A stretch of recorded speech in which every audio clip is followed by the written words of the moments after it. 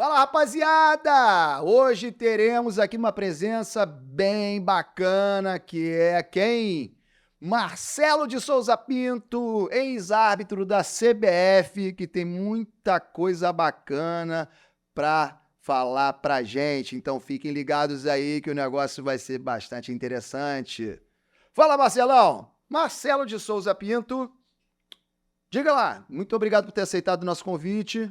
Obrigado, Rodrigo. Prazer é meu estar aqui nesse programa aí que está começando, mas já está começando com força total. E a gente vai ter muita coisa legal para falar, muita curiosidade, muita coisa engraçada.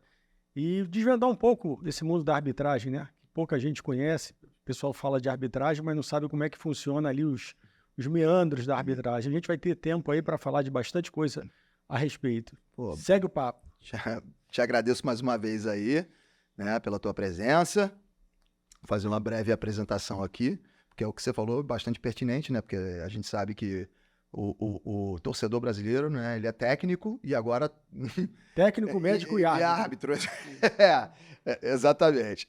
Então, Marcelo de Souza Pinto, nosso Marcelão, né? Como eu disse, ex-árbitro da CBF, Confederação Brasileira de Futebol, 56 anos, casado, um filho, natural do Rio de Janeiro, mas que hoje vive na paradisíaca cidade secretária que fica ali próximo a Petrópolis, perfeito? É o quarto distrito de Petrópolis, é o limite, né, de Petrópolis com Paraíba do Sul, uma cidade muito agradável, um vilarejo, na verdade, são 2.500 habitantes, bem rural, bastante cachoeira, cavalo, é uma tranquilidade, um paraíso.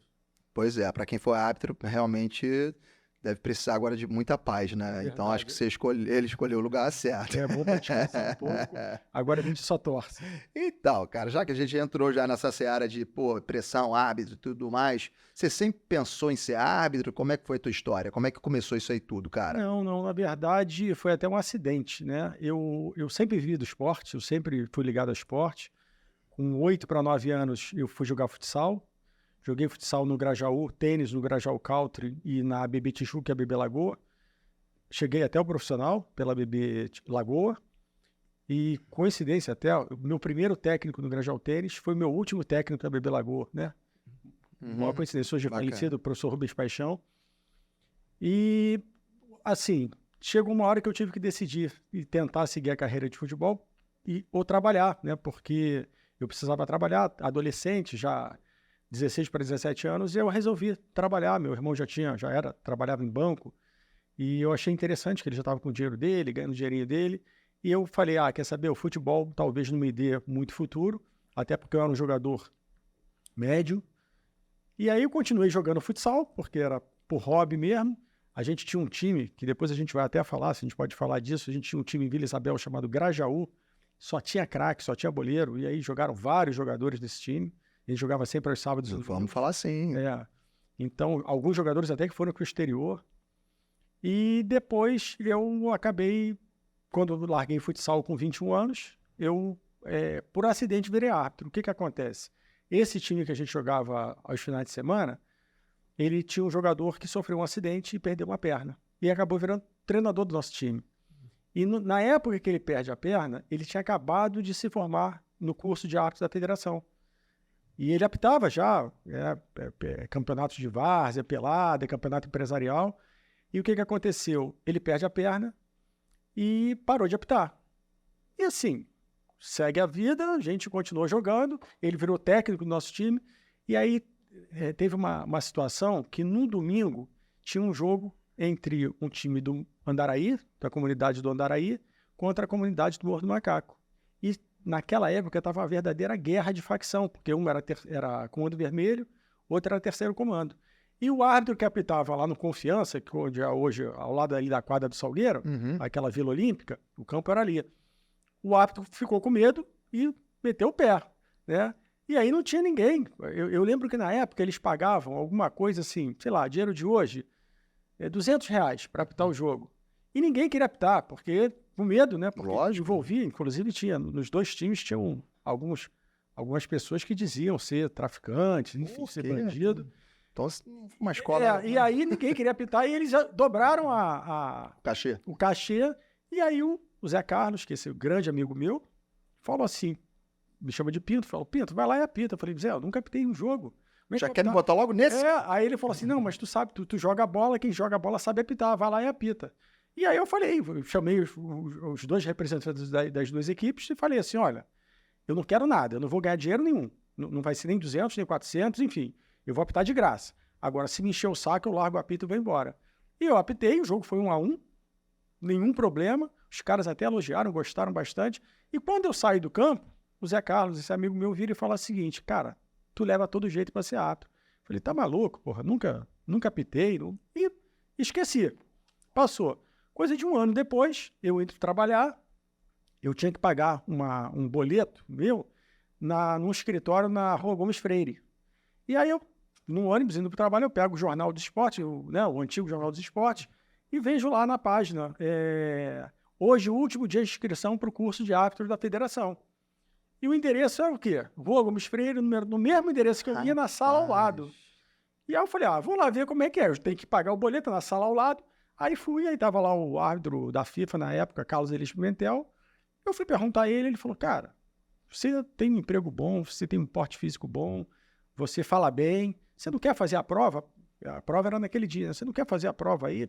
Eu fiz a prova, ele falou, tu foi aprovado, só depende de você. Se você quiser, segunda-feira começa o curso e eu comecei. Isso que ano, cara? Isso em 95. 95. Em 1995. E aí em 96 eu sou formado, né? Termino a formação, sou aprovado na formação, e aí eu ingresso no quadro de árbitro da Federação de Futebol do Estado do Rio de Janeiro, e aí começou minha trajetória, que foi até 2009. Que bacana, a gente vai falar sobre ela aqui com certeza, mas me conta aí, você foi aprovado, como é que é a formação do árbitro de futebol? Até hoje, existe uma escola da Federação, né? A Escola de Arte da Federação de Futebol do Rio de Janeiro. As outras federações do Brasil todo têm as suas respectivas escolas. Na minha época, esse curso era feito dentro da UERJ, então é um curso de 1 ano. Então você tem aula de regra, você tem aula de primeiros socorros, você tem aula de educação física, né? Você tem que fazer teste físico durante o curso todo. Você tem aula de direito esportivo. Enfim, são várias cadeiras e uma vez aprovado em todas, você chega no final do ano e sai formado como árbitro e ingressa no quadro da federação. Leva a documentação, tem toda uma análise, inclusive, de antecedentes criminais, né? Enfim, é uma coisa bem organizada nesse sentido. Entendi. E esse curso de formação, ele dura aproximadamente quanto tempo? 1 ano, dura 1 ano. Um ano. Aí o caminho normalmente é esse, é o normal. Você começa apitando o mirim, que é a categoria sub-13, que eles chamam. Dali vai para o infantil, que é o sub-15, juvenil, que é o sub-17, juniores, que já faz parte do quadro profissional, que é o sub-20, e o profissional da primeira, segunda e terceira divisão. Eu, terceira divisão, apitei um jogo só, né? Porque a minha carreira foi assim, eu fiquei 1 ano no mirim, mais 3 anos entre infantil e juvenil, e depois eu fui para o quadro profissional, apitei muito segunda divisão, muitos juniores, e depois só profissional da primeira divisão. Primeira e segunda. Segunda, até o final, tu apita. Não, bacana. Antes da gente falar da tua estreia na primeira divisão, né? A partir do momento que você entrou, né? Nessa jornada de ser árbitro, a história sensacional, né? Que foi meio que por acidente, como você mesmo mencionou. Quem você, quando escolheu, né, esse caminho, você tinha uma referência, falou assim, pô, já que eu tô entrando aqui nesse barco, eu quero ser como o fulano de tal. Rodrigo, tinha muitas referências. A arbitragem brasileira, na época que eu fui árbitro, dizem que antes também, era padrão no mundo todo. Eu posso até afirmar com toda a convicção, a arbitragem brasileira naquela época era a melhor do mundo. Do mundo. Mas muito. Quem eram os árbitros assim, da época, assim? Nós tivemos vários. O Romualdo Arpe Filho, que para mim foi um dos maiores árbitros que eu vi apitando. Mas tivemos vários. Cláudio Vinícius Cerdeira, Sidraque Marinho, foi um grande árbitro. Dulcídio Vanderlei Bosquila, um árbitro paulista muito bom. E vários outros. A gente tinha. Eu vou te dizer, muito diferente dos dias de hoje. Eu posso te falar que naquela época que eu apitava, que eu comecei a apitar, né, que eu me formei, década de 90, a gente tinha pelo menos uns 20 árbitros top, que podia apitar qualquer jogo em qualquer lugar do mundo. E a gente já tinha 10 FIFA, só existem 10 árbitros FIFA. O Brasil tem 10 vagas na FIFA. Então, assim, nós tínhamos os 10 FIFAs e pelo menos mais 10 que podiam estar na FIFA, não ficava devendo nada aos FIFAs, entendeu? Entendi. Então, era difícil você ver, era difícil não, assim, eu não lembro de você ver um árbitro da FIFA ruim. Hoje é difícil você ver um árbitro da FIFA bom. Da FIFA que eu digo, Sim, pelo Brasil. pelo Brasil. Né? Mas quem era aquele cara mesmo que você falava, esse é o cara? Eu acho que era um pouquinho de cada um. Um pouquinho de cada um, né? Porque cada um tinha a sua característica, Sim. como tem hoje. Entendi. Né? Então, assim, eu gostava muito, assim, ele era muito impetuoso, que era o Bosquila, e me marcou muito que a mulher dele falece numa terça-feira e domingo é final do Campeonato Paulista, ele vai apita domingo. Não sei, eu falei, cara, é até temeroso botar um árbitro que perdeu a esposa, emocionalmente estava abalado, e ele deu um show naquela final. Então, me marcou muito essa arbitragem dele, ele era um bom árbitro.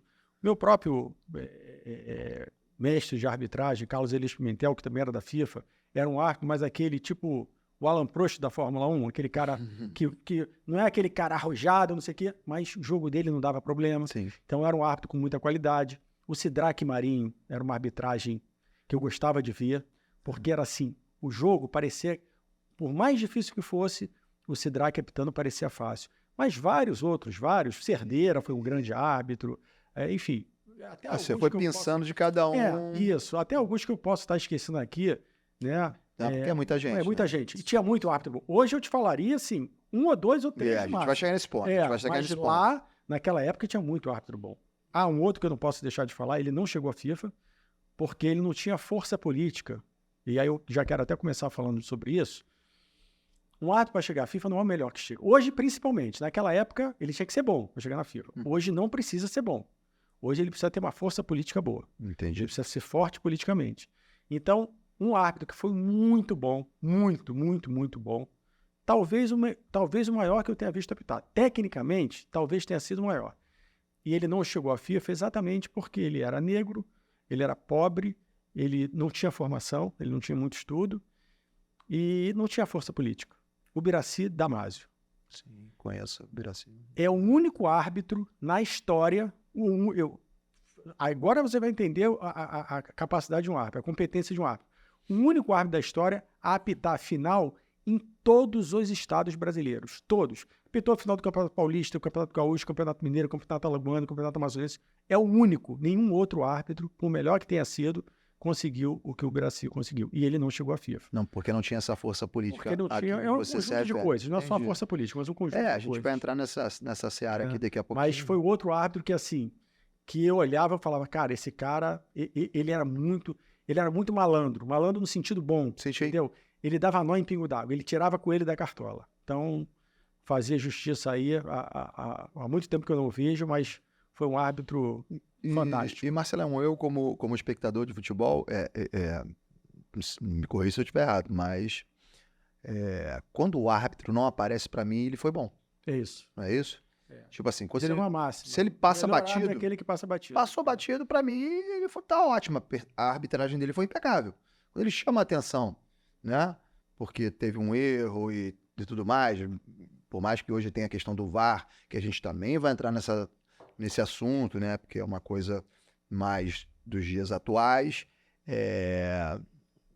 Mas eu entendo isso. O cara pouco apareceu é porque foi bom. Mas vamos lá. Quer complementar alguma coisa? Não, isso é uma verdade, né? Isso a gente aprende até no curso. E tem um fato até curioso, que nós tivemos no Rio de Janeiro 2 árbitros que eram homossexuais assumidos e que eles eram o contrário. Eles queriam aparecer. E aparecer no bom sentido, que era o Walter Serra, o Bianca, e o Margarida, né?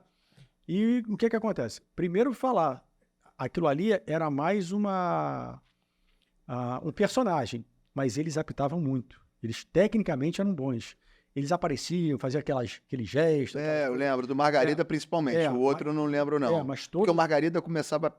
A época que eu me acordo, assim, né, vivo na minha mente, quando eu assisti uma partida que ele estava, né, apitando, ele era jogo festivo, então não era jogo oficial. Não, apitou muitos jogos. Todos os dois apitaram muitos jogos oficiais. Mas também eles faziam aquilo no jogo oficial? Faziam. Que isso, cara? E vou te falar. Não que seja errado, mas é porque era engraçado, na verdade. O jogo, o pessoal tenso lá e, né? E que justiça seja feita. Eram excelentes árbitros, apitavam, faziam tudo aquilo, mas o jogo deles não dava problema. Inclusive, a minha estreia, um dos primeiros jogos meus no profissional foi o Flamengo e América, lá no Giulito Coutinho, em Edson Passos. E um dos últimos jogos do Walter Serra. Walter Serra morreu, se suicidou. Enfim, que Deus o tenha em bom lugar. Mas eu aprendi muito com ele naquele jogo, ele conversando muito comigo, né? E ele apitou muito aquele jogo. Eu lembro dele, uma arbitragem bonita, uma arbitragem quase que perfeita. Então, assim, não era o que pregava, né, a orientação para o árbitro, quanto menos aparecer, melhor. Discreto, né? Mas ainda assim eles eram bons. Ah, cara, interessante essa história. Bem bacana. Então vamos começar a falar da tua trajetória. Você já falou do curso de formação. Me fala aí teu primeiro jogo na primeira divisão. O meu primeiro jogo Que ano? Foi em 2000. Na verdade, os juniores já faz parte do quadro profissional, né? Uhum. Então eu já tinha feito bons jogos de juniores, inclusive finais. Eu apitei final de todas as categorias. E era no Maraca? Não necessariamente. Não necessariamente. Eu só não apitei final de mirim, não sei porquê. Mas apitei final de infantil, de juvenil, de juniores, de segunda divisão, de primeira divisão, profissional, mas não apitei mirim. Alguns desses jogos foram preliminares, mas não necessariamente todas essas finais. É verdade. E assim, o meu primeiro jogo foi um Português e América, segunda rodada do campeonato de 2000, na Portuguesa da Ilha. Foi um jogo, foi 0-0. Uma arbitragem para estreia razoável. Eu lembro eu participei até de um programa outro dia na época era o comentarista da Rádio Tupi, e ele estava participando, e eu falei, pô, você foi o comentarista, inclusive, da arbitragem nesse jogo, no meu jogo de estreia, eu lembro como se fosse hoje. E ele falou bem, o árbitro foi bem, não foi assim, nota 7, vamos dizer assim. E para mim foi bom, eu estava muito nervoso, né? Lógico, primeiro jogo. E dali fui embora. Dali foi... Em 2002 eu ingressei no quadro nacional, na CBF, e dali... Então, em 2002 você entrou no quadro da CBF. E fui até 2007. Vale lembrar, eu pedi para sair do quadro nacional, porque para mim estava muito difícil aceitar algumas politicagens, a gente vai falar mais na frente. Isso aí a gente vai falar. E aí eu saí no mesmo dia que a Marta, que era uma árbitra do quadro do Rio de Janeiro, que era da FIFA, ela saiu no mesmo dia que eu, pelo mesmo motivo. Eu falei, não dá para participar disso. Então, eu fiquei final de 2007 até meados de 2009 só no quadro da federação, e aí, em 2009, no final do campeonato estadual, na última rodada, no jogo final que eu estava participando, foi meu último jogo, despedi. Pendurou o apito. Pendurei o apito. Literalmente. Depois a gente vai voltar nessa história do motivo do teu desligamento, mas qual foi o teu jogo mais marcante? Enfim, pode ser tanto pela FERJ quanto pela CBF. Me diga qual foi o jogo mais marcante primeiro. Eu tive vários jogos assim que me marcaram, mas eu acho que talvez um que tenha me marcado bastante, eu apitei 3 finais de segunda divisão. 3 finais seguidas, 3 anos seguidos, final de segunda divisão. E posso te garantir que é o jogo mais difícil de se apitar. É uma final de segunda divisão. Porque, assim, naquela época, o campeão ganhava só da televisão R$2 milhões. E o melhor time da segunda divisão tinha um orçamento para o campeonato inteiro que não passava de 300. Então, tu tem a noção de quanto vale uma classificação para a primeira divisão. E ali era o seguinte, eu tenho uma ligação...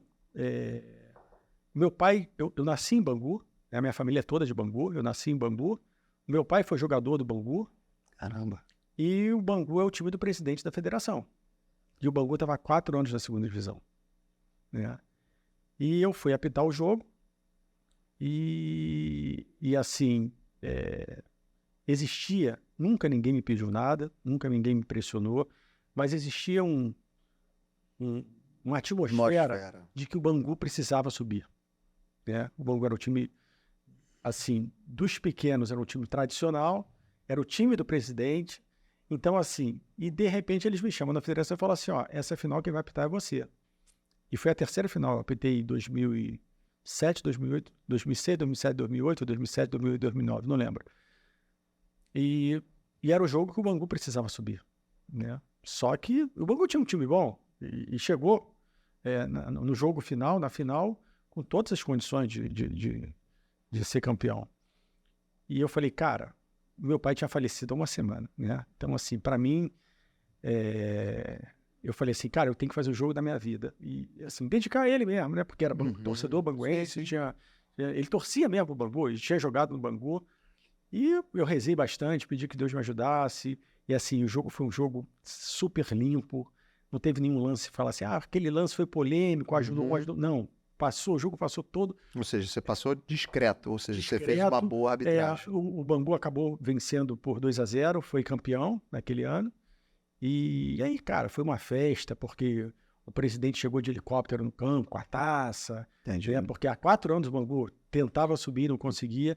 Então, assim, ali foi uma... Eu acho que o meu encerramento como árbitro foi ali. Porque ali, assim, eu falei assim, pô, o dever tá cumprido. Entendi. Entendeu? Foi um jogo... Eu já vinha feito outras finais e já sabia que no ano seguinte... Acho que foi 2007, 2008 isso.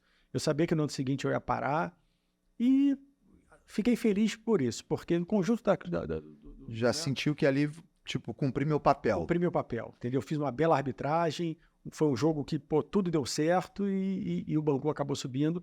E até hoje eu tenho a camisa e a bola desse jogo. Eu trouxe para casa. Ah, que legal. A camisa foi um presente do Toninho Andrade, que era técnico do Bangu. E a bola, assim, toda final o árbitro leva a bola para casa. De qualquer final, de qualquer... E quando o jogador pede?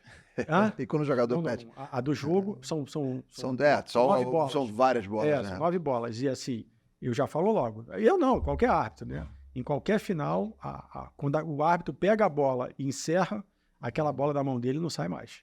Né? Alguns até, com medo de perder, no primeiro tempo já pegam uma bola e já deixa dentro do vestiário para não ter erro. Mas essa não, essa eu já tinha avisado, falei, essa bola eu vou levar Bangu e a Peribense. O jogo 2-0. Bacana demais. Então, eu posso dizer que esse jogo, além de ter sido o mais marcante, ele foi o mais importante? Eu acho que não. Eu acho que o mais importante foi o Flamengo e Botafogo em 2008, porque o Botafogo ficou 8 anos sem ganhar do Flamengo. Na verdade, ficou 4, ganhou e depois ficou mais 4. E esse jogo que o Botafogo ganha, que foi o jogo que eu apitei, a final do primeiro turno tinha sido o jogo do chororô, em que os jogadores choraram, aquela história toda. Alguns jogadores, 6 jogadores foram suspensos, o técnico do Botafogo foi suspenso, e foi aquela confusão toda, né? O jogo foi confuso, e quando chega no segundo turno, todo mundo esperando o Flamengo e o Botafogo, porque naqueles 3 anos, 2007, 2008 e 2009, a rivalidade era Flamengo e Botafogo. Sim. As 3 finais foram Flamengo e Botafogo. Então, o Botafogo já não ganhava há 4 anos. Teve aquele problema todo do chororô, que foi até com o Marcelo de Lima Henrique, um outro grande árbitro, amigo meu, formou comigo, da minha turma, que apitou esse jogo do primeiro turno. E eu estava na minha melhor fase. Eu estava, assim, no auge, fazendo belas arbitragens, e eu queria apitar o Flamengo e Vasco, né? Porque eu acho que, assim, eu passei uma carreira inteira e não apitei os 2 jogos. Um era praticamente impossível. Se você me perguntar, pô, tu queria apitar a final de Copa do Mundo? Eu falei, não. Eu queria apitar Flamengo e Vasco e Boca Juniors e River. Eram os 2 jogos que eu tinha vontade de apitar. E eu estava certo que eu ia apitar o Flamengo e Vasco. Mas naquele ano, o Flamengo e Vasco não estava... O Vasco estava com um time ruim. Então, a rivalidade era Flamengo e Botafogo. E quando vem a importância do jogo, todo mundo esperando, e aí o presidente da comissão de arbitragem, até para me presentear pelos bons jogos que eu vinha fazendo, me escala nesse jogo. E aí eu fui preparado para o jogo, porque eu sabia que ia ser uma guerra. Tem até uma reportagem que a rede de televisão fez com esse jogo comigo. E foi um jogo que, assim, eu apitei bem, fui muito bem nesse jogo. É um jogo que me marcou muito por isso, que foi um jogo muito importante, um jogo difícil, teve confusão de novo com o goleiro, tiveram 2 jogadores expulsos, mas assim, eu fiz uma bela arbitragem. Eu saí dali muito feliz, porque eu sabia, quando eu acabei o jogo, eu lembro que o repórter na época era o Eric Faria, ele veio me entrevistar, e depois de tudo, a última pergunta dele, ele falou o seguinte: Marcelo, e você acha que fez um grande jogo? Eu falei, acho. E aí ele desliga o microfone e fala, e fez mesmo, porque o pessoal lá de cima já falou que você foi muito bem. E aí eu fiquei mais tranquilo E ainda. o Flamengo foi campeão, qual foi o resultado? Não, era o jogo do turno. O Flamengo era o acabou jogo- sendo campeão. O Flamengo acabou sim, sendo sim, campeão. sim, desculpa, É, confundi. O Flamengo acabou sendo campeão, mas o jogo foi 3-1 Botafogo. O Flamengo perdeu. Né? Mas foi, minto, 3-2 Botafogo. 3-2 Botafogo. 3-2. O Flamengo fez o segundo gol ainda e foi um jogo pegado. E engraçado é que todos os jogos que eu apitei, todos eles eu filmava. Depois de um tempo, a própria federação filmava. Mas eu sempre filmava, os televisionados, né? Então, a maioria era televisionado em pay-per-view, enfim, até os pequenos eram televisionados. E eu gravava e eu sempre depois do jogo eu assistia. E vou falar para você, eu levei 13 anos, não, 13 não, 10, 15 anos para assistir esse Flamengo e Botafogo. Eu vim assistir esse Flamengo e Botafogo ano passado. Não me pergunte por quê. Eu sabia que tinha ido bem, mas, sei lá, eu não quis assistir. Aí Tinha tanta certeza que falou, aí você não precisa nem ver. Não, mas assim, era um jogo que eu tinha muita curiosidade, mas, sei lá, eu não... E aí, ano passado, eu falei, quer saber, eu vou sentar, sentei, peguei o DVD, botei na frente, botei no computador, sentei lá e fiquei assistindo, mas no detalhe, né, E aí eu achei que eu tivesse ido bem, mas eu fui muito bem. Eu tava Legal, que bacana. bem fisicamente, tecnicamente, errei muito pouco. Então esse foi o jogo mais importante. Esse por conta disso, por conta do conjunto da obra. Tá. Eu vou te perguntar daqui a pouco sobre a questão do profissionalismo, né, da arbitragem, mas eu quero que antes você me conte se teve algum jogo mais tenso, né? Porque a gente perguntou do mais marcante, do mais importante, do mais tenso. O mais tenso que eu quero dizer, para ser bem claro, é aquele que tu falou, eu não vou conseguir sair do estádio hoje. Teve um jogo, uma final, como eu te disse, a dificuldade é a segunda divisão. E teve um jogo final da segunda divisão em que Nova Iguaçu, acho que Duque de Caxias, em que tinha uma atmosfera de que politicamente era importante o Duque de Caxias entrar. E eu estava com uma desconfiança de que esse jogo tinha alguma coisa errada. Não comigo, né? Mas eu não estava à vontade. Sentiu uma atmosfera diferente. Normalmente, quando tu faz um jogo desse de final, o trio é um trio que já é enturmado. Então, assim, são os assistentes que vão bandeirar para você, são assistentes que você já está acostumado, que você já conhece bem, que você já confia. Uhum. E nesse jogo não. Nesse jogo não era. Então, eu não estava confiante nesse jogo e fiquei muito preocupado. Quando eu chego no estádio, tinham 5.000 pessoas no estádio e não tinha policiamento. E a ordem que era para dar o jogo, porque não tinha outra data. Vixe, Maria. E eu falei, não vou, eu não começo o jogo sem policiamento. Porque eu sabia que, entendeu? Tu já estava sentindo a atmosfera, então as coisas foram, inclusive... E aí, o policiamento chega, com 8 PMs, eu lembro bem, e eu chamei o tenente e perguntei a ele, eu falei assim, você garante a segurança? Ele, do estádio não, da arbitragem eu garanto. Falei, então tá bom, então vamos pro jogo. E aí eu fui pro jogo, foi um jogo muito difícil, muito tenso, porque tinha alguma situação esquisita. O Duque de Caxias não ganha. E no final do jogo, o presidente de Nova Iguaçu vai ao vestiário falar comigo, me dar os parabéns. E ele fala assim, ó, eu tinha certeza que esse jogo ia ser prejudicado. Eu vim te dar os parabéns porque tu é um cara correto, é um cara íntegro. Eu falei, não, qualquer clube que eu entro de cabeça erguida, eu sempre vou fazer o melhor trabalho possível. E eu nunca fui apitar para clube nenhum, eu sempre apitei para mim. Eu tinha que sair bem, né? E passaram uns 2 ou 3 anos, um dia eu estava no aeroporto em Atlanta, e a minha esposa fala para mim, ó, pô, tem um cara que não para de te olhar. E eu olhei, mas assim, eu não reconheci, eu falei, pô, eu acho que eu sei quem é esse cara, mas não sei de onde, conheço, mas não sei de onde. Uhum. E a gente estava na fila da imigração, lotada, ele sai, mas estava uns 30 metros, ele sai... Mas aí tu já tinha dado uma piscadinha pra ele? Não, eu não sabia quem era.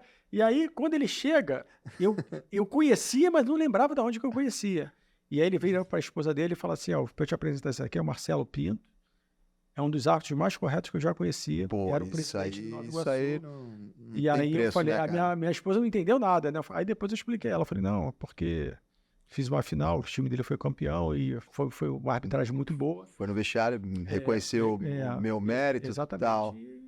É isso que a gente leva da arbitragem. Profissionalismo, né, cara? Aí, aproveitando o ensejo do profissionalismo, Marcelão, porque a questão da arbitragem, eu não sei como é que anda hoje, né, mas o que se questionavam quando aconteciam erros sucessivos de arbitragem é porque falavam exatamente da falta de profissionalismo, porque o árbitro tinha outras funções, né?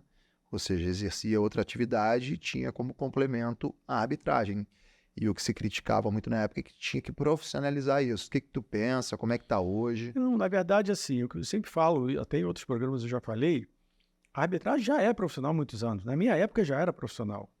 O fato de você ter outra função... Não significa dizer que... Não, é até importante, porque se você não tem função nenhuma, o cara pode falar, esse cara pode se vender, porque ele ganha dinheiro da onde? Ele só ganha dinheiro de arbitragem. Se ele não tem como se manter, pode ser... Outra fonte de receita, né? Isso, pode ser uma pessoa fácil de se corromper. Então, você ter um emprego, você ter uma profissão, um emprego estabelecido, muito pelo contrário, te ajuda muito, né? Eles gostam da pessoa que tem um emprego bom, um emprego fixo, um emprego respeitado. Então, o que o pessoal reclama de profissionalismo, na verdade, assim, eu sempre falo, o que a gente entende por profissionalismo? A única coisa que não tem do profissionalismo é a carteira assinada. É férias, licença-prêmio, aquela ajuda à alimentação, fundo de garantia, porque o resto tem. Um árbitro hoje, não precisa ser da FIFA, um árbitro hoje da Confederação Nacional, da CBF, ele tem nutricionista, ele tem personal, ele tem um preparador físico, né, que é um personal, ele tem acompanhamento psicológico. Tem toda a assistência. Ele tem todas... Usa os melhores tênis do mundo, o material esportivo é o melhor do mundo, suplementos melhores do mundo, treina todo dia. Um árbitro hoje da CBF não fica um dia... Pode ficar um dia, 6 dias, que era o padrão, 6 dias treinando e um de descanso. Mas, até Jesus descansou, né? Pois é, mas assim, mas já é profissional. Então, hoje ele é um atleta de alto rendimento. Ele corre tanto ou mais que o jogador. Porque o jogador, por exemplo, o jogador hoje é setorizado. Então, Jesus não, é Deus, né? Então você pega um ponta-direita, um centroavante, ele corre do meio campo até o outro gol. E corre, dá pique, mas só naquele espaço. O árbitro não, o árbitro corre o campo todo, o tempo todo. Então, ele tem que ser um atleta de alta performance. E a diferença que o pessoal fala de profissionalismo porque ele não tem a carteira assinada.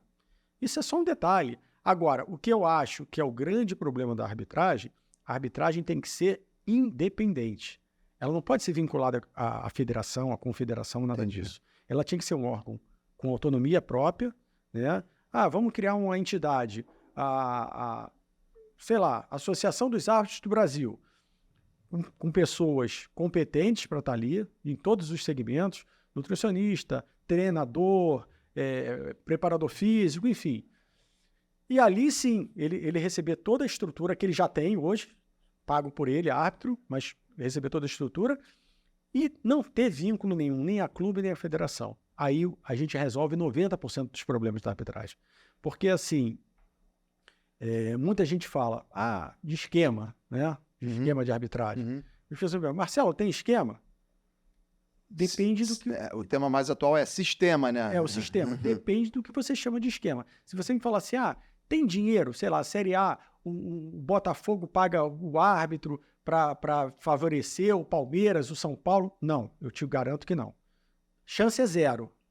Pode ter lá na várzea, pode ter na terceira divisão, né? Mas torneio do campeonato oficial, chance é zero. Mas tem o esquema político. Né? A gente vai chegar nesse assunto aí. Não é? Então, assim, a pressão é política. Então, quando, até há pouco tempo atrás, né, começou com o assessor lá do treinador do Palmeiras que fala que o sistema, não sei... Que sistema é esse que tem interesse naqui ou nali? Ninguém tem... O sistema não tem interesse que o Flamengo seja campeão, que o Botafogo... Não. Agora, tem, lógico, forças políticas. A confederação, ela é formada por agentes de todas as federações de todos os estados. Então, tem estado que manda mais do que o outro. Entendi. Então, esse representante do estado X, ele vai querer que os times do estado dele sejam mais fortalecidos do que os times do estado Y. Antes de a gente chegar nesse ponto, você falou do profissionalismo que, muito embora o árbitro, na tua época, e acredito que hoje também, né? Ele tem outras atividades? Ou seja, então, na tua época já tinha uma assistência bem completa? Sim, sim. Hoje imagino que tenha evoluído. Com certeza. Hoje deve estar até melhor. E como é que você enxerga? Você falou já que tinha uma geração, 10 árbitros FIFA e outros 10 entre aspas, na reserva que teriam condições de assumir também, né? Esse emblema, né? O escudo da FIFA, né? E com essa evolução da preparação, mas o que tu pensa hoje a respeito da arbitragem atual? Deveria ser até melhor, né? Pois é, isso é a tendência lógica, né? Mas não é. Exatamente pelo motivo que eu citei agora há pouco. O problema... força política. De força política. Esquema, sistema. Eu posso até... Eu vou até ser um pouco mais contundente. O futebol brasileiro está no fundo do poço. O futebol como um todo, não só a arbitragem. Futebol como um todo. E único e exclusivamente por quê? Porque o futebol está 100% politizado. Hoje, não existe meritocracia. Não é clube, não. Não. É o futebol como um todo. A seleção tá muito ruim. Os clubes, em relação a outros centros... Cara, a Europa sempre aprendeu com a gente. A gente está anos-luz atrás da Europa hoje. A seleção brasileira hoje, se você for analisar, a gente foi eliminado por 2 Copas com seleções europeias de segunda linha. Exatamente. Não estou falando de Alemanha, não é coincidência, França, Inglaterra, Espanha, eu estou falando de Croácia, estou falando de Bélgica, seleções que há 20, 30 anos atrás... Não tinha nem brincadeira, né? Era no ranking da FIFA, devia ser de 30º para baixo. E hoje, o Brasil... né? Eu não acredito nesse negócio de ranking, porque se você for ver, o Brasil deve estar lá entre 4º, 5º do ranking, mas não é, está muito longe disso. Então, o futebol como um todo, se a gente for analisar, como eu te falei, na década de 90, sem medo de errar, eu te falaria que em 90, na década de 90, a arbitragem brasileira era disparada a melhor do mundo. E hoje eu vou te falar que é disparada uma das piores. Uma das piores. E tudo por conta dessa força política que você está falando. Porque hoje não vai pela qualidade, não vai pela competência. Naquela época não tinha política? Claro que tinha. Mas naquela época, é que a gente falava, o político te leva até a beira do campo. Ele não apita para você. Sim. Hoje eu vou até te falar, o político está apitando por você. Porque se você apitar mal, ele tem um esquema político no VAR para o VAR te ajudar. Por quê? Porque, cara, é muito complicado. Você veja só, qual é o chamado país do futebol? O único país que tem 5 Copas do Mundo é o Brasil. Sempre foi referência no mundo todo em relação ao futebol, como o americano é no basquete, enfim. Mas já tem tempo também. Sim, mas o Brasil sempre foi respeitado como o melhor futebol do mundo. Uhum. Cara, um campeonato mundial de clubes, o Brasil não manda um árbitro.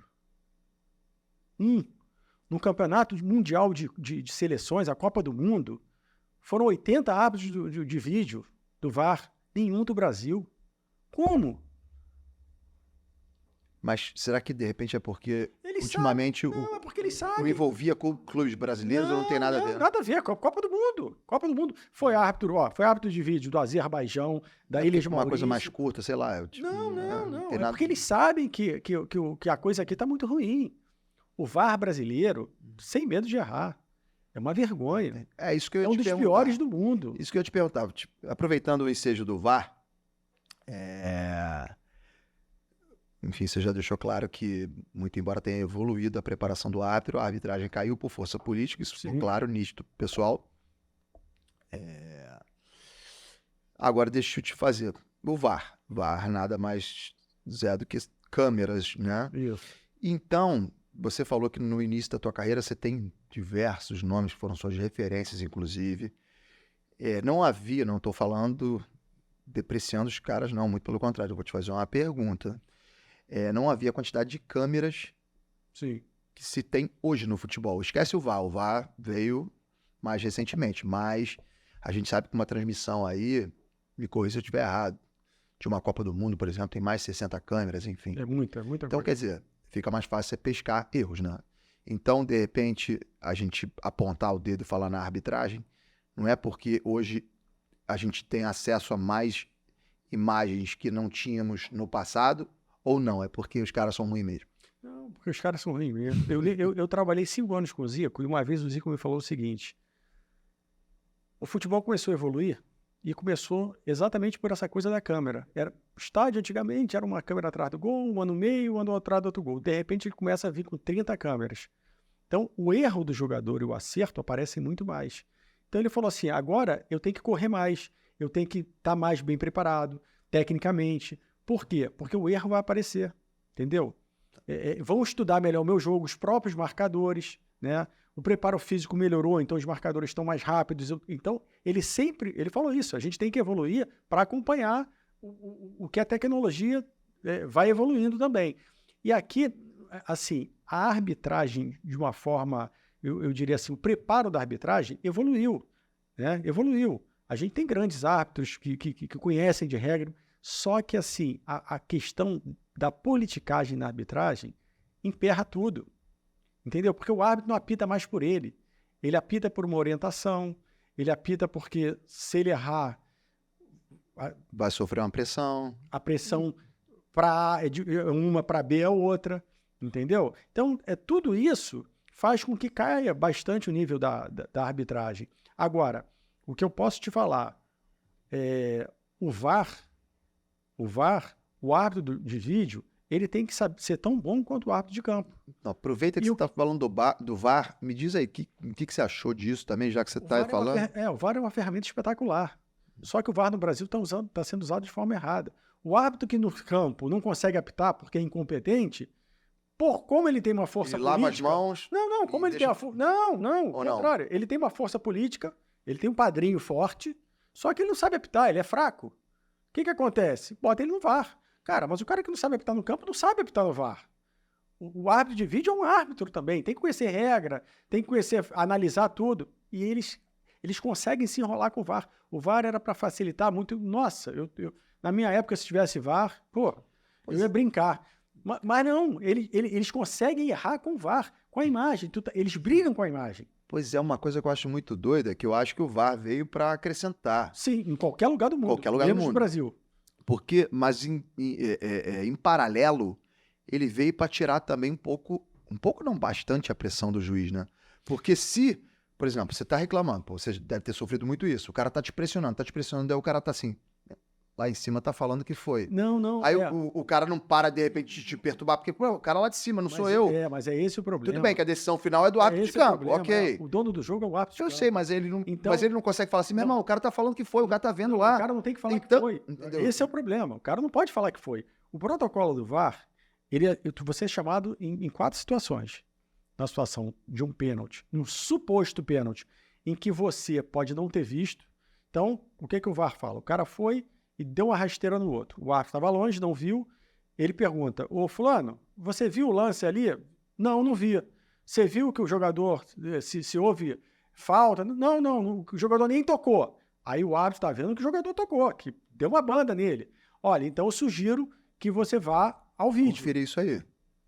Só isso. Eu não estou sugerindo que foi pênalti. Ele não dá opinião, ele só fala, dá um confere. Se você está falando que não tocou e eu sou o árbitro de vídeo e estou vendo que tocou, então faz o seguinte, vá ao vídeo. Veja de novo. Só falo isso. E decida. Aí ele vai ver o vídeo, ver a câmera 1, 2, 3, 4, 5. Bom, eu achei que não tocou, mas tocou e tocou muito. Vou lá e dou o pênalti. O VAR é para isso. O VAR não vai falar assim, não, vai lá porque ele deu uma rasteira. Não pode falar isso, mas fala. Mas fala por quê? Porque esse árbitro do vídeo, quando era do campo, desculpa o termo, era frouxo. Não batia no peito e falava, não, eu vou dar o pênalti porque eu via. Não, só que agora ele está numa sala com ninguém sabe o nome, né? Porque... Sabe até o nome, mas... Saber sabe, mas eu tô falando, né, ele fica meio que no final do casting do jogo. Exatamente, e aí ele quer apitar o jogo, entendeu? Não tô nem falando que é, como é que se diz? Que é esquema, que quer beneficiar ou prejudicar A ou B, né? Porque isso pode ter em qualquer lugar, não é só a arbitragem. Gente pilantra em qualquer segmento tem, mas a incompetência. Então, outro caso, a bola entrou ou não entrou. Se o VAR tá vendo que entrou e o árbitro acha que não entrou, outro fala, confere lá, porque pelo vídeo... Na maioria das vezes entrou. E aí, ou entrou ou não entrou, mas ele que vai decidir. Então, o que acontece é o seguinte, esses árbitros que não são bons no campo, por ter uma força política grande, acabam indo para o VAR. Aí, meu irmão, fazer besteira no campo vai fazer besteira no VAR. Entendi. O VAR brasileiro, eu vim falando há mais de 2 anos. Ó, 90% dos erros graves de arbitragem no Campeonato Brasileiro foram causados pelo VAR. Chama quando não tem que chamar, não chama quando tem que chamar. Aí começa, não, mas espera aí, mas roubou o time A, roubou o time B, né? Então, quando a gente fala...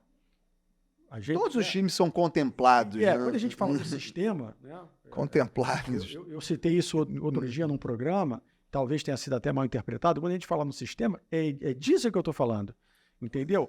O cara sabe, pô, ele já não tem a competência necessária. Aí ele fala assim, porra, o time X tem uma boa força política. Na dúvida, ele, até por pressão, não é porque ele quer beneficiar ou prejudicar A ou B, não. Ele pode, pô, é uma coisa interpretativa, né? Então, assim, se eu tenho 60%, 55% achando que foi, pô, é maior do que 45% que não foi. Então, eu posso falar, mas esses 55% é contra o time que tem mais pressão, ele vai nos 45%. Entendi. Entendeu? Que é uma coisa interpretativa. Então, assim, é muito complicado, mas o que eu digo, o problema central, vital para a arbitragem, é ela estar ligada, ela não ter autonomia, ela não ser independente, isso é 90% dos problemas, e por conta disso, por conta dela estar ligada a uma entidade que trabalha com política 100%, aí essa pressão política acaba atrapalhando. Beleza. Antes da gente entrar nesse assunto aí que é de interesse de toda a galera, né? E sobre essa questão de esquema, sistema, não interessa, né? Porque nesse aspecto são sinônimos, né? Vamos falar sobre a questão dos acréscimos, essa nova política de acréscimos de tempo, né? Que foi implementado, salvo engano, na última Copa do Mundo, me corrija se eu estiver errado. Que ficou. O que você achou disso? Porque você acha que é um critério objetivo, subjetivo? De onde veio isso? Por quê? É para aumentar, para dar mais tempo de espetáculo para os espectadores? Qual é o motivo de hoje ter 10 minutos de acréscimo? É comum, se tornou comum. 8 minutos, principalmente no segundo tempo, né? O que acontece é o seguinte, o futebol tem mais de 100 anos. E há 100 anos que a regra é praticamente a mesma. Todos os esportes tiveram uma evolução muito grande na regra. O futebol nem tanto. Agora, talvez de 15, 20 anos para cá, tenha sido um pouco mais rápido. Por quê? Porque essa regra ela só pode ser mudada pela International Board, né? Que é formado pelos Escócia, Inglaterra, País de Gales e... qual é a outra?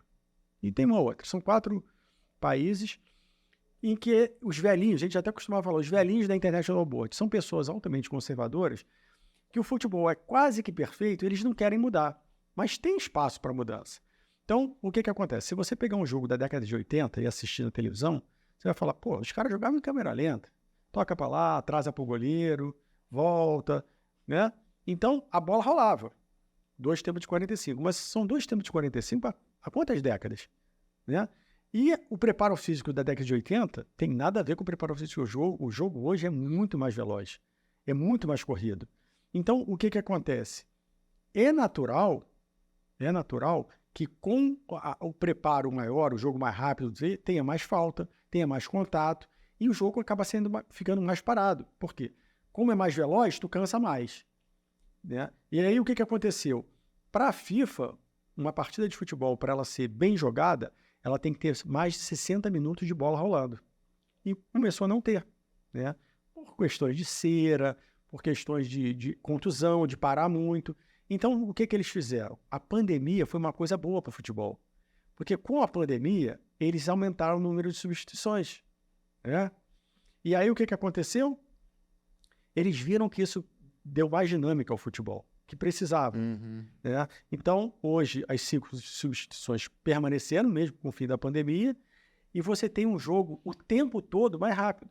Porque se você botar um jogo com 11 atletas numa intensidade durante 90 minutos, os últimos 30 minutos, o jogo vai ser mais lento, porque os atletas estão cansados. Mas se tu pode trocar desses 22, tu pode trocar 10, praticamente a metade, a intensidade vai quase que se manter. E aí, o jogo fica corrido, né? Só que aí esbarra num problema, que é o problema que esbarrou o vôlei, né? Grade de transmissão. O minuto da televisão é muito caro. Então não adianta tu botar um jogo para durar 2 horas e meia. A televisão não quer. Não quer, não tem espaço. O patrocinador vai pagar pelo aquele jogo. Se o jogo tem 90 minutos ou tem 120, o patrocinador paga a mesma coisa. E a televisão perde meia hora de espaço, de grade. Então, quando o vôlei começou a ir, o vôlei ficou... Porque o vôlei lá atrás, na década de 80, era aquele vôlei quase que de brincadeira. Da década de 80 para cá, começou só porrada. O masculino, então, muito veloz. E aí, o que acontecia? O cara sacava vantagem, sacava vantagem, sacava... Pô, um troço, né? Troço chato. E o que acontecia? A televisão começou a ficar chato. O jogo começou a perder telespectador, e aí é uma cadeia. Então, o que eles fizeram? Não, acabou a vantagem. É ponto direto. E um quinto set que podia demorar muito, tie break. Por quê? E ainda assim, nos tempos que eles criaram, né? Os tempos que eles criaram no meio de cada set, foi o tempo para a televisão. Foi tempo para quê? Para tu poder inserir propaganda. Sim. Né? Então, isso tudo é pensado num contexto empresarial, num contexto comercial. E o futebol não foge disso. O ideal é que a gente pudesse aumentar para 2 tempos de 60 minutos e deixar 6 substituições. Cara, o jogo ia ficar limpo, mas não dá. Aproveitando até que você está... Aí a questão comercial. Entendi. Uma pergunta que eu me faço é por que os esportes, grande parte dos esportes, eles têm um tempo, né, cronometrado, ou seja, a bola parou o tempo. Por que o futebol não é assim? Para ter um critério objetivo e não dar um ensejo deu tempo de mais, deu tempo de menos. Porque ninguém sabe. Teve substituição, você explicou, aumento, tudo isso, a gente já entendeu. Mas na minha concepção, ele continua sendo subjetivo. Quando o cara dá 6, 8 ou 10, e até mais que eu já vi.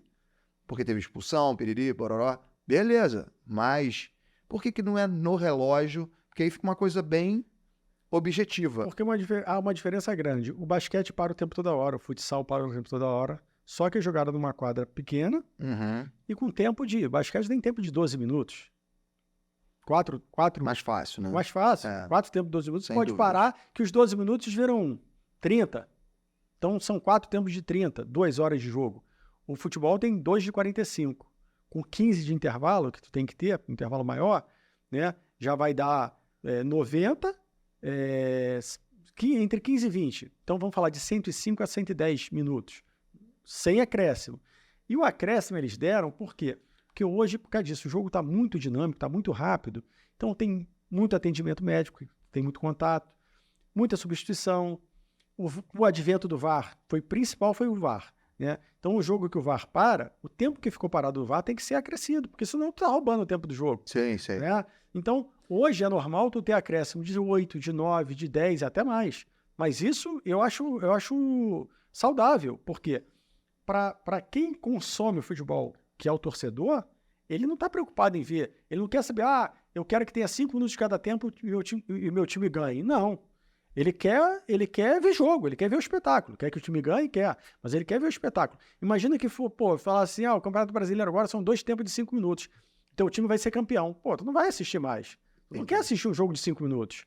Entendeu? Então, a FIFA aproveitou o advento do VAR, que E aumentou o tempo de espetáculo também. E só está colocando exatamente isso. Todo o tempo que ficou parado, a gente vai acrescer no final. E o engraçado é que pro time que está perdendo, o cara quer ter mais, e pro time que tá ganhando, ele quer ter menos.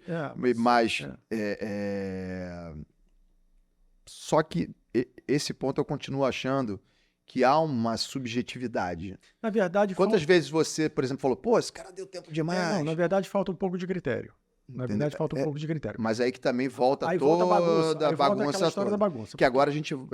porque é fácil de fazer. O que tu tem que falar é o seguinte, levantou a placa, são 3 minutos. Se nada aconteceu... Não tem porque dá mais... Deu 3 minutos, mas o cara vai cruzar a bola na área. Apita e acabou. Cruzasse 5 segundos antes.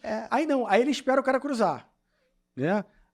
O Arnaldo falava uma frase que a gente escutava muito quando eu comecei no curso de árbitro, e que é uma verdade. Eu nunca vi árbitro se consagrar no acréscimo. Eu já vi o árbitro virar carrasco, virar Judas, mas se consagrar nunca. Então, assim, o árbitro inteligente, cara, dá o que tem que dar. O acréscimo foi de 2? Dá 2. Foi 10? Dá 10. Mas dá 10. Não dá 10,5, não dá 11, Porque é nesse meio, nesse um a mais, que tu vai se complicar. Isso aí nós temos N exemplos. Mas aí, assim, falta orientação, falta inteligência, falta competência do árbitro e falta uma padronização. Porque o que tem que fazer... Você lembra um jogo, talvez você fosse muito pequeno, na Copa de 82, o Brasil empatou um jogo, não lembro agora com quem, ele ia ganhar o jogo por 2-1. E aí o Zico, que foi bater o escanteio, ficou, ajeita a bola, volta, ajeita a bola, volta, ajeita a bola. Aí ele bate o escanteio, pum, gol de cabeça. O juiz anulou no cruzamento. Isso que Anulou não, encerrou o jogo no cruzamento. Por quê? Porque ele falou assim, ó, acabou o tempo, o cara tá ali arrumando a bola toda hora, que se dane, o problema é dele. Mas tem que ser assim. Isso que eu ia te perguntar, porque muita gente, né, quando tá assistindo futebol, acha que tem que concluir o lance e os jogadores ficam loucos. O que acontece... Tipo assim, existe algum critério? Não, meu irmão. Deu a minutagem e acabou. Não interessa se o cara driblou o goleiro, aí também já é demais também. Na né? verdade é o seguinte... Driblou o goleiro, acabou a minutagem, para. O futebol tem 17 regras. A gente costuma dizer o seguinte, que tem a regra 18. A 18 é a malandragem do árbitro, né? Por quê? Por exemplo, se o teu time tá perdendo, você quer que o acréscimo não pare. Que vá, porque você quer empatar, não é isso? Então, assim, se você deu 3 de acréscimo, aí quando dá 2,50, a bola sai. Tiro de meta pro time adversário. E o teu time está querendo que dê. O que você vai fazer? Tem chance de sair gol? O cara batendo tiro de meta jogando lá na coisa? Não. Então, o que tu faz? Tu espera o goleiro ajeitar, e isso já deu 3 minutos. Tu já podia acabar.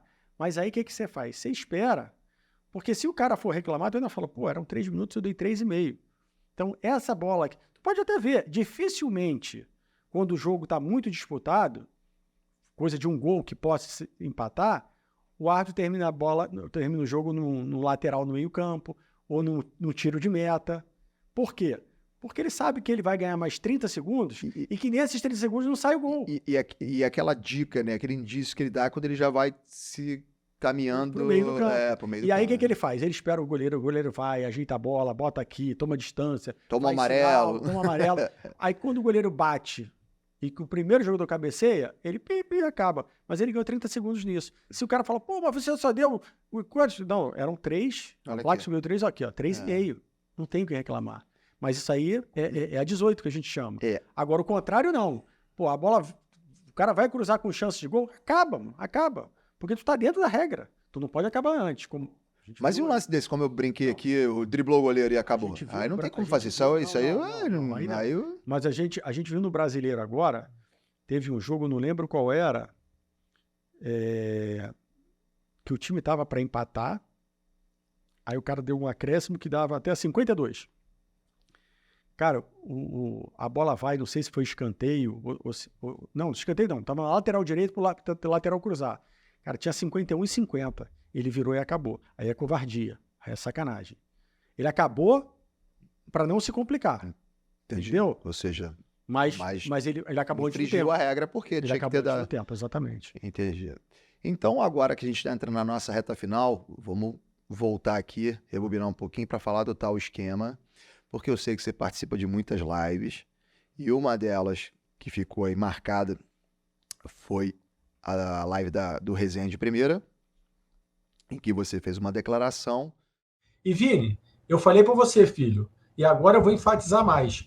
Se prepara, porque o sistema está vindo forte. E, se eu pudesse apostar, eu apostava em qualquer um dos 4 primeiros. Eu apostava no Flamengo, eu apostava no Palmeiras, eu apostava no Red Bull Bragantino e apostava no Grêmio. Só não apostava no Botafogo. Sabe por quê? Porque eu conheço, filho, eu tive lá dentro. O sistema vai trabalhar. Eu falei para vocês, não deixa o Palmeiras chegar. Palmeiras não tem nada a ver com isso. Mas a gente sabe que existe uma força política paulista dentro da comissão, então, da confederação. Então, assim, se prepara, porque agora você vai reclamar da arbitragem. Tudo que você não reclamou no início do ano, tu vai reclamar agora. Anota aí que eu estou te falando. E depois, é o que eu falo, falar que o jogo resolvido é fácil. Eu cantei a pedra lá na final da Libertadores e estou cantando agora. Vai ser muito difícil o Palmeiras perder esse título. Muito. Só depende do Botafogo. Não depende mais do Botafogo, não, filho. Infelizmente, eu tenho que te falar isso. Não depende, porque o Botafogo não vai jogar mais 11 contra 11. Se prepara porque não vai. Entendeu? Ou o Botafogo vai ter que jogar o que estava jogando no primeiro turno, que aí ninguém consegue derrubar, ou, meu amigo, esquece esse título, porque vocês não vão ganhar. Sobre o tal sistema, eu queria que você esclarecesse o que foi dito, o que você quis dizer, se teve algum mal entendido, Na verdade, ou o que de fato ali rolou. na verdade, assim, eu fico muito tranquilo para falar disso, porque quem não é da arbitragem, Isso foi próximo do final do Campeonato Brasileiro. isso, Né? faltando umas 4 rodadas. Quem não é da arbitragem, além de não entender, de não conhecer ali os meandros da arbitragem, pode pensar o que quiser, pode imaginar o que quiser, né? Tem até o pessoal costuma falar da teoria da conspiração. O que eu posso te falar é assim, qual é a chance, por exemplo, o campeão foi o Palmeiras, qual é a chance do Palmeiras ter dado algum dinheiro para ser campeão? Nenhuma. O Palmeiras foi beneficiado porque deu impossível, como no ano anterior o Flamengo não foi, no outro ano anterior o Palmeiras não foi, no outro que o Fluminense foi campeão também, chance nenhuma. O que acontece é o seguinte, quando foi dito até pelo assessor do Abel Ferreira, técnico do Palmeiras, não é interessante para o sistema o Palmeiras ser bicampeão. Eu vou fazer o meu entendimento da frase dele, né? Muita gente pensou o seguinte, tem gente que quer prejudicar o Palmeiras. Não acredito. Para tornar mais atrativo o campeonato? Duas vezes seguidas não seria interessante. Porque se for assim, olha só, vamos pensar numa coisa, o Botafogo abriu 16 pontos de vantagem. Se o Botafogo continua com aquela campanha, o campeonato acabava em setembro. E como é que a emissora de televisão ia fazer outubro, novembro e dezembro para transmitir um jogo que não valia mais nada? Então, dentro dessa teoria, você pode pensar que a televisão não tem interesse em um time ser campeão logo. Mas a televisão nada pode fazer. A televisão tem que trabalhar e deve trabalhar, e eu acho que tem gente, alguma cabeça pensante na... Se o Botafogo for campeão em setembro, a gente tem que ter para colocar alguma coisa na grade que mantenha a audiência. Filme, sei lá, qualquer coisa, né? Enfim, o jogo dos times que estão brigando para Libertadores, para não ser rebaixado, enfim. Né?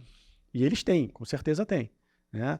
Agora, quem é torcedor pode pensar, não, a Rede Globo tem ingerência no campeonato, porque ela não pode deixar o Botafogo ser campeão com 3 meses de antecedência. Isso também não existe. Agora, a Confederação Brasileira de Futebol, a CBF, é uma entidade de direito privado que ela é formada por entidades de todos os estados. E aí, meu amigo, eu vou dizer, isso não é no futebol, isso é no mundo da política, né? Se você chegar hoje no governo federal, no governo do presidente Lula, tem estado que tem mais força do que o outro, né? Tem estado, ou de repente o estado onde que ele recebeu mais votos vai ter mais força política, o estado em que os aliados dele, né, da base aliada, seja do estado A, B ou C, esses estados têm mais força política. Isso é natural em qualquer sistema democrático. Então, no futebol não é diferente. Então não é o clube. Não. E nem televisão. A CBF, e nem televisão. Não. A CBF, na década de 70, 80, foi presidida por um dirigente que foi presidente da Federação Carioca de Futebol, pela FERJ, Otávio Filho Guimarães. Naquela época, a força que o Rio tinha junto à CBF era muito maior do que a dos outros estados. É natural.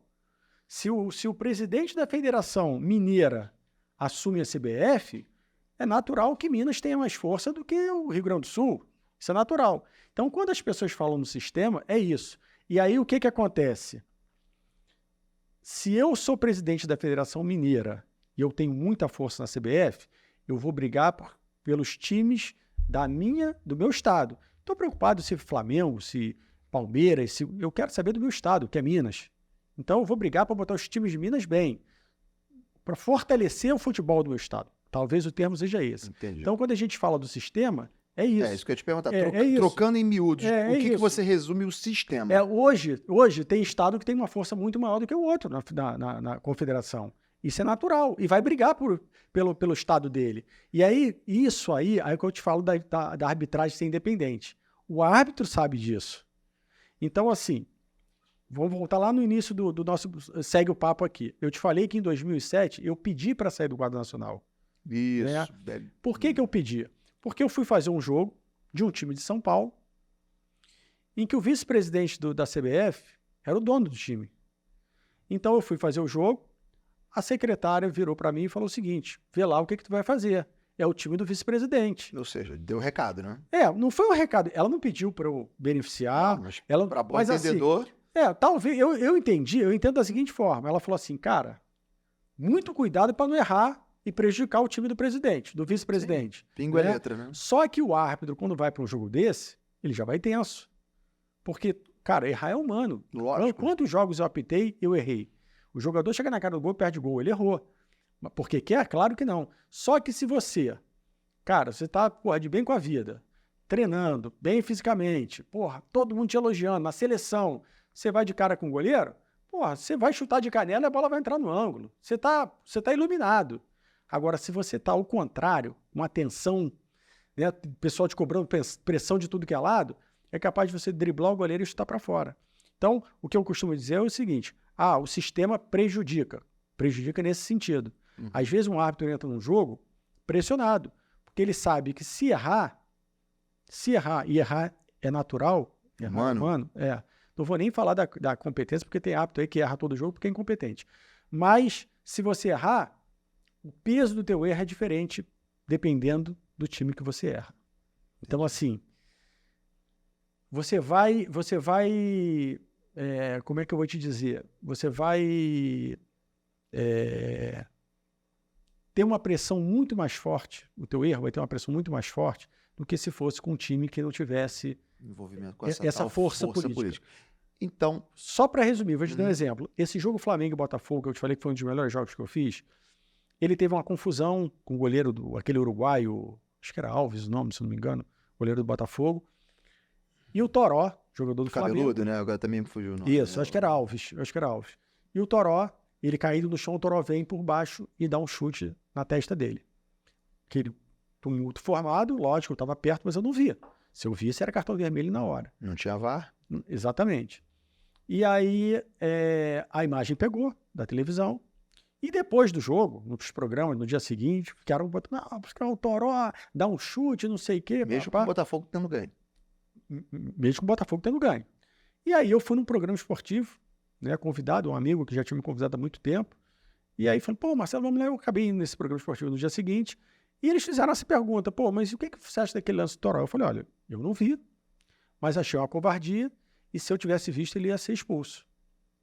O vice-presidente do Flamengo ligou para a federação, cobrando a federação, porque eu estava colocando carga, por quê? No jogo do primeiro turno, no jogo de ida, que o Marcelo Henrique apitou, deu a mesma confusão, e aí os jogadores foram, lembra que eu te falei que o TJD puniu 6 jogadores do Botafogo, mais o treinador? Sim, porque teve aquela declaração do Chororô. Isso, exatamente.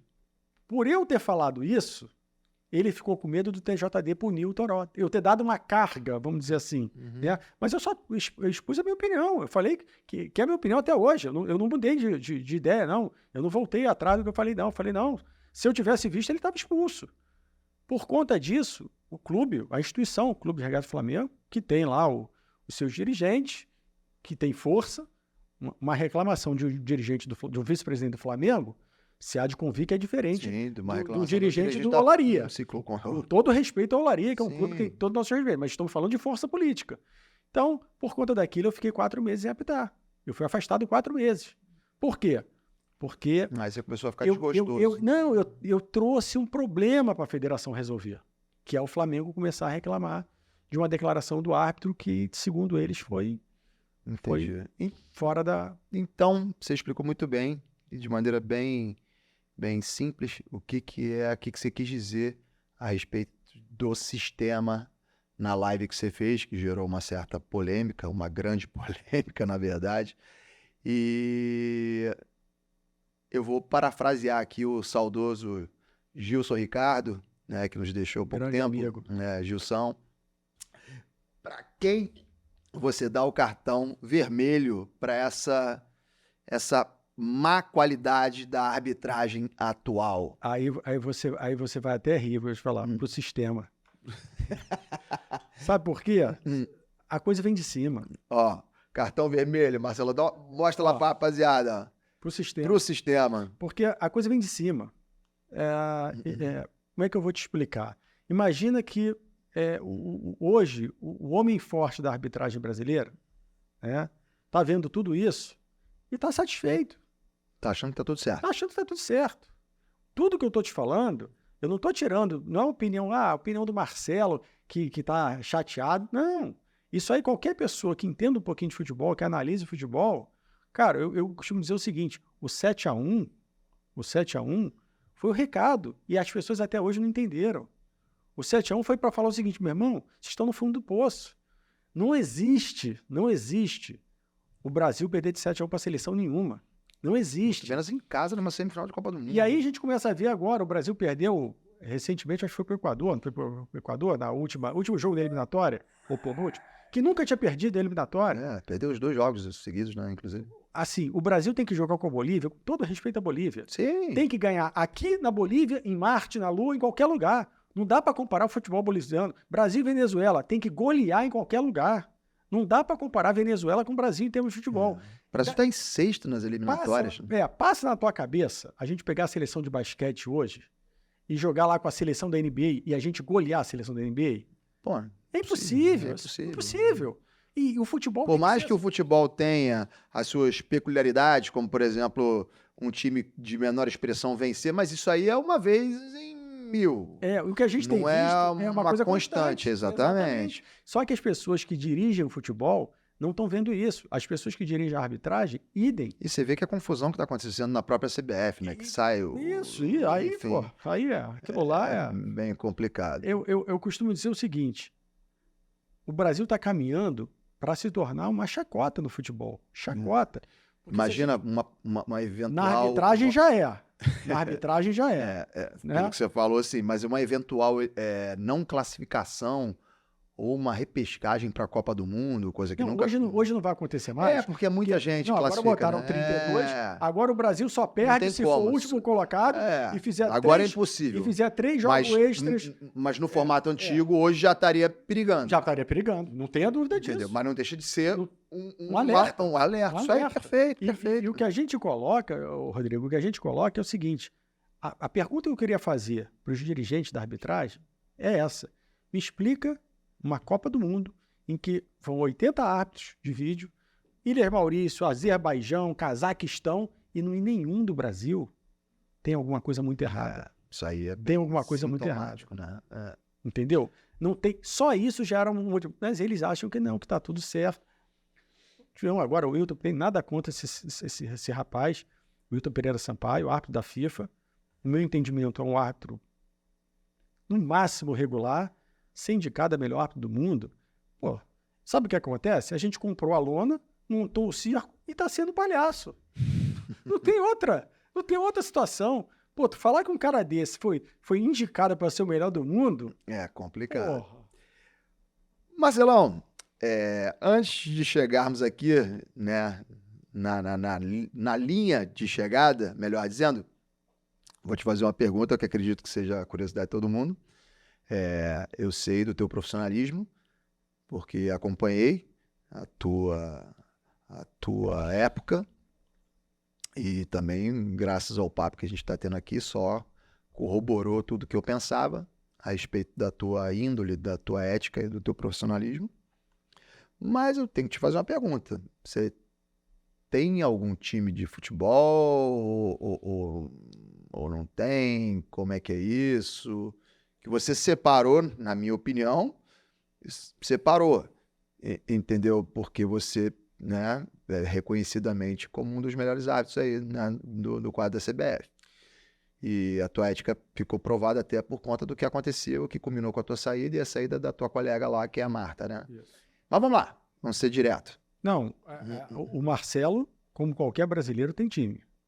E isso eu vou te falar. Árbitro não. Árbitro não tem time. O time do árbitro é ele. Eu vou te dizer que quando você apita um jogo, vamos pensar assim, o Rodrigo, com 20 anos, virou árbitro. Então, até 20 anos, você ia para o Maracanã, torcia. Vamos supor que o Rodrigo fosse time X. Você torcer para o time X. A partir do momento que você entra em campo, até para apitar um jogo do time X, cara, você só pensa em você. Sabe por quê? Porque ainda que o time X ganhe, se você for mal no jogo, o mundo desaba na tua cabeça. Então, você torce para você. Mas todo árbitro tem time. Falar assim, toda pessoa tem time, claro que tem. Todo árbitro é ser humano. Pô. E eu vou te falar uma coisa até muito, muito engraçada. Não sei por que cargas d'água, mas o Fluminense nunca perdeu comigo apitando. Eu apitei mais de 30 jogos do Fluminense. O Fluminense nunca perdeu comigo apitando. A carreira toda, em todas as categorias. E eles sempre acharam que eu era tricolor, né? E eu tive uma passagem rápida. Em 83, eu joguei uns 2 meses infantil pelo Fluminense e mais uns 8 meses pelo América, o Ameriquinho, América do Rio. E levado pelo, então, médico na época, que depois virou presidente, Ângelo Chaves, e eu fiz um teste lá, fiquei, e eles acham até hoje, a federação, se você for perguntar, as pessoas que eram próximas de mim, né, falavam assim, o Marcelo é tricolor. Eu lembro de uma passagem no jogo Fluminense e América, no Maracanã, o Fluminense ganhou de 4-0 esse jogo. Quando eu cheguei no Maracanã, eu dei de cara com o vice-presidente de futebol na época, que era o Alcides Antunes. Ele olhou para mim e falou assim, Marcelo, 3 pontos garantido. Porque o Fluminense não perdia, não sei. Assim, era sorte. Nunca teve um jogo assim, o Fluminense ganhou porque houve um pênalti duvidoso. Não, o Fluminense ganhava comigo apitando. Eles gostavam. Porque tem aquela questão de afinidade de um time e do outro. Tem alguns times que eu gostava muito de apitar. Volta Redonda era um deles, adorava apitar na Volta Redonda. Por quê? Uma atmosfera, energia boa, sei lá, sempre ia bem em jogo de Volta Redonda. O próprio Botafogo também. E tinha jogo, e tinha time, mano, que por mais que tu se dedicasse, não, hoje eu vou apitar. Cara, o jogo não andava, tu não entendia por quê, era aquela, né? O Olaria era um deles. O Olaria eu detestava apitar jogo do Olaria. E por quê? Sei lá, energia. Mas eles achavam que eu era tricolor por causa disso. O Fluminense não perdia jogo comigo. Beleza. Então, você não é tricolor. Não sou. E qual é o seu time? Marcelo Pinto. Beleza, Marcelão. Aproveitando aí que a gente já tá dando essas risadas, eu queria saber se você não tem um caso aí curioso, Nossa. cara. É engraçado, um caso assim que você fala, pô, cara, esse jogo aqui aconteceu isso, aquilo, outro. Enfim, cara, tem diversas coisas aqui que eu poderia exemplificar. Eu devo ter uns 100 casos desses para contar, mas eu vou lembrar assim, os mais... Pinça aí os mais bacanas, os mais interessantes, os mais... Teve um jogo da Série C do Campeonato Brasileiro, americano, com o time do Mato Grosso. O americano vai jogar no Mato Grosso, segunda ou terceira fase, mata-mata já, perde de 2-0, precisava ganhar, reverter aqui o placar. E naquela época, o árbitro indicado, não sei se hoje ainda está assim, tá? Mas o árbitro indicado era de um estado neutro e os assistentes e o reserva eram do próprio estado.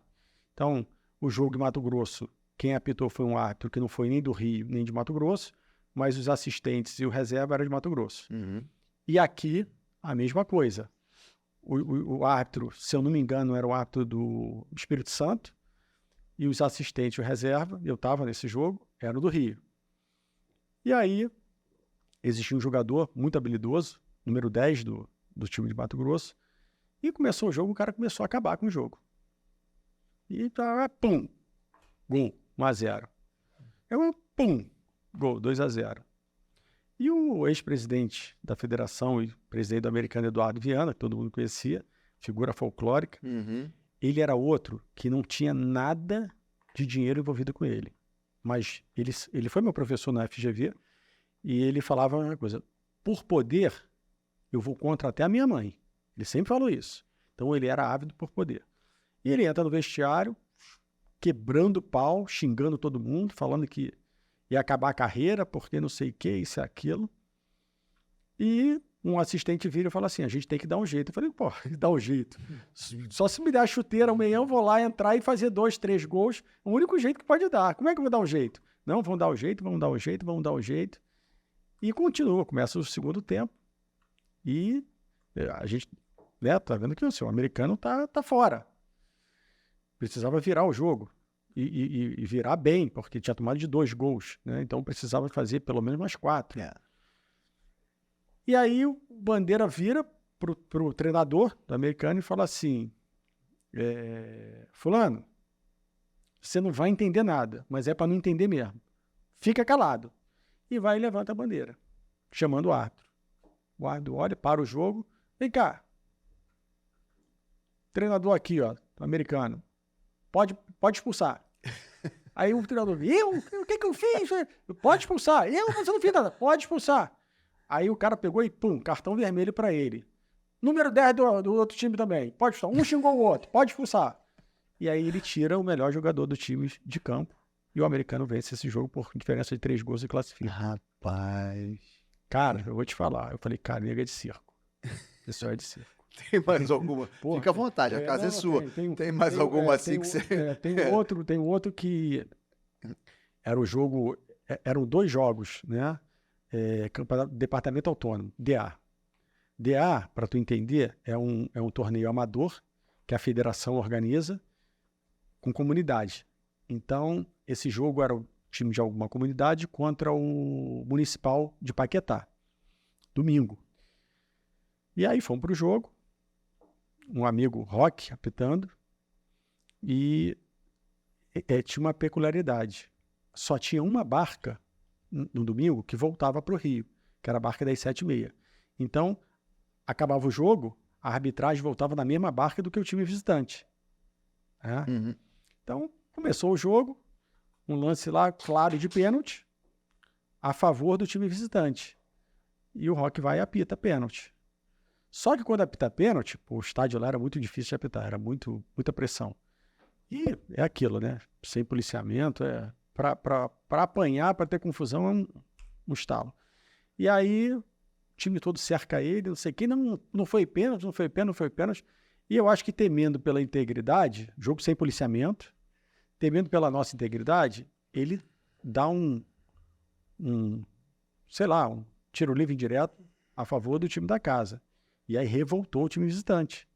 Porque tu imagina, o cara marca um pênalti. Uhum. Depois, não foi pênalti não, é daqui para lá. Eita, Lelê. E aí, eu pensando comigo, eu falei, cara, a gente vai embora na barca junto com esses caras. Dá para imaginar, né? Só que no intervalo chega 2 camburões com 16 PMs. E aí eu falei para ele, Rock, tem 16 PMs, filho, agora a gente tá tranquilo. Ele, beleza, agora é comigo. Aí dá a saída do segundo tempo, o cara vai e cruza na área. Quando a bola tá cruzando a área, ele... Aí todo mundo para, o que foi? Pênalti? Ué, como pênalti? Aquele pênalti lá do primeiro tempo eu tô dando agora. E aí deu pênalti a favor do time adversário por conta do que ele não deu no primeiro tempo, para garantir a nossa volta na barca. Senão essa barca ia ser animada, hein? Senão essa barca ia ser animada. Então tem muita história, mano. Futebol... Imagino. A gente ficaria aqui bastante tempo para você contar essas... Eu te sugiro escrever um livro sobre essas curiosidades. Mas dá para escrever uma bíblia, mano. Porque tem a história. Marcelão, foi um prazerzaço conversar contigo. Cada história, aprendizado, para quem gosta de futebol, como eu, como o pessoal que está assistindo, deu para entender perfeitamente... Desde uma formação do árbitro, dos tempos atuais, né, da criação do VAR, a sua função, o problema que tem no Brasil, o tal sistema que gerou uma grande polêmica, que você esclareceu aqui muito bem do que se trata, esses casos curiosos também maravilhosos. Parabéns pela tua carreira, parabéns pela tua pessoa. Muito obrigado de coração. Se despede da nossa rapaziada aí. Tamo junto aí, obrigado aí pela presença, Rodrigo. Esse programa eu tenho certeza vai ser um sucesso absoluto, é muito legal, falo muita coisa interessante. E agradecer a participação aí, o convite, né? E só lembrando, outro dia eu estava conversando com minha esposa, meu filho achou o apito, né? Eu tenho o apito, cartão que eu utilizava, e ele pegou sem saber o que era aquilo, aí a minha esposa falou, assopra aí, porque isso aí era do papai. E ele começou a soprar aquilo, eu falei... esconde isso aí, porque esse moleque vai ser tudo, menos juiz de futebol. Achou só os apitos, achou só o apito, não achou os cartões, não. Achou os cartões também. Achou, deu amarelo pra alguém, vermelho não, né? Tá tranquilo, então tá... Eu já escondi, porque falei, não, árbitro sofre muito, vai seguir vai ser jogador, vai ser técnico, preparador. Mas maravilha, é um prazerzaço, obrigado aí, querido, mais uma vez, e parabéns pelo programa aí também. Valeu, muito obrigado. Rapaziada, então é isso, encerramos mais um episódio do Segue o Papo Podcast. Grande abraço! Segue o papo!